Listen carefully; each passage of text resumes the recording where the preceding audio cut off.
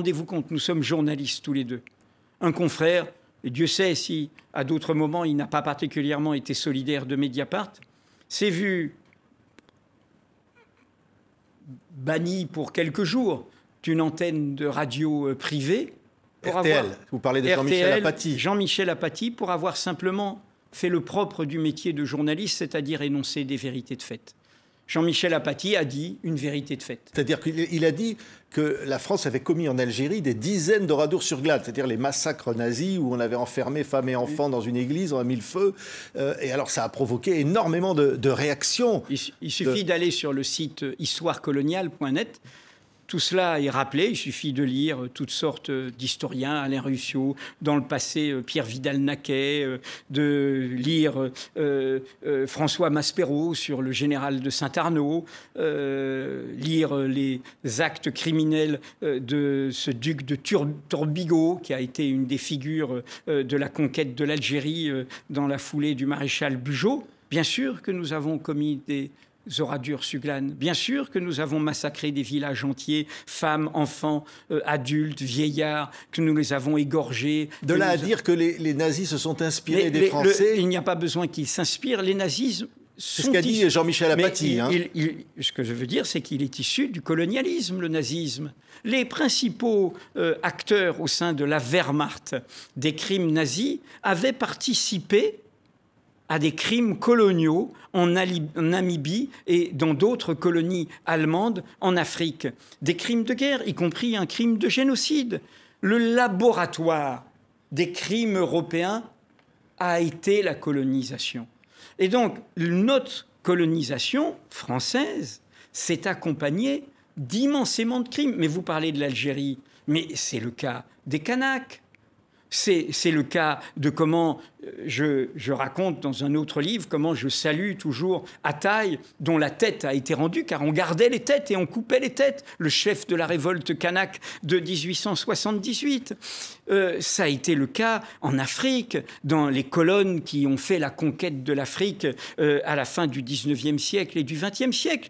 Encore une fois, à partir du moment où vous êtes dans l'idée que vous êtes une civilisation supérieure, vous vous barbarisez. Mais il y a, même sans se tenir à la colonisation moderne, je raconte dans l'introduction de ce livre sur la Palestine, en comparant le mot Palestine au mot Haïti. Dieu sait si les malheurs d'Haïti, y compris sur TV5 Monde, vous en parlez, nous concernent. Vous savez, quand Napoléon, qui est premier consul encore, veut reconquérir Haïti, il envoie une armée, dizaines de milliers d'hommes.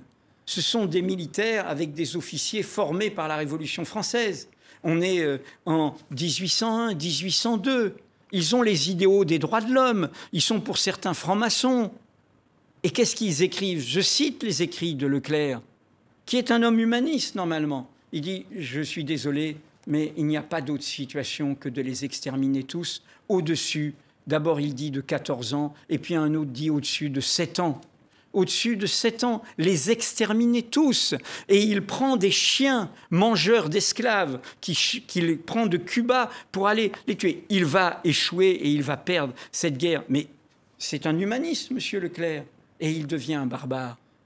Donc, la colonisation est au cœur de comment ont pu être commis ces crimes que juridiquement nous avons qualifiés de crimes contre l'humanité. Quand vous voyez les vidéos de ces soldats israéliens qui ont grandi dans une société démocratique, pas pour les Palestiniens, mais pour eux-mêmes, qui ont été à l'université, qui sont cultivés, et toutes les vidéos qui ont documenté comment ils humiliaient, comment ils commettaient des crimes, comment ils tuaient des enfants, tout ça, on l'a eu depuis 1 an et demi. Comment des gens en arrivent à commettre des crimes de guerre, par cet engrenage colonial. Cet engrenage, pas seulement colonial, cet engrenage de l'idée qui est un poison terrifiant, qui est en train de faire retour dans la bouche du discours de M. Trump cette semaine au Congrès. Je vais créer la civilisation la plus puissante et la plus dominante de toute l'histoire de l'humanité. C'est le mot qu'il a dit. Eh bien, ça, c'est un poison mortel. Pas seulement la colonisation. Qu'est-ce que c'est le Rwanda? C'est un peuple, il n'est pas génocidaire par nature. où on met un poison, les Hutus sont supérieurs aux Tutsis, et on le diffuse par des médias. La violence des mots, ça commence par des mots. Radio Mille Collines, ce sont des cafards, on doit les exterminer, ils doivent disparaître, et tout. Et du coup, quelques mois après, en 4 mois, à coups de machette, on va massacrer ses voisins. Nous sommes dans un moment, je le redis très solennellement, où il faut être au-dessus de nous-mêmes. Nous avons rendez-vous avec notre humanité. Nous avons rendez-vous avec notre propre survie, non seulement éthique, non seulement démocratique, mais y compris humaine, car cela nous dévorera tous.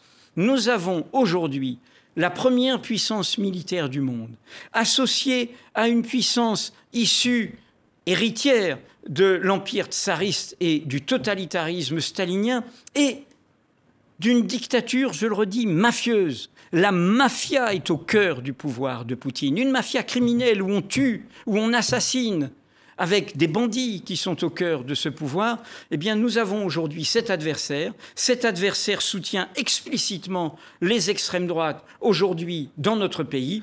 Eh bien, dans ce moment-là, ce n'est pas un homme seul qui nous sauvera. C'est une délibération collective, c'est une mobilisation collective de notre société, c'est la fin des divergences inutiles, des polémiques inutiles, et c'est le moment, pour moi, nous sommes dans un moment comme le Conseil national de la résistance, car c'est la même chose, la nuit gagne, les ombres gagnent,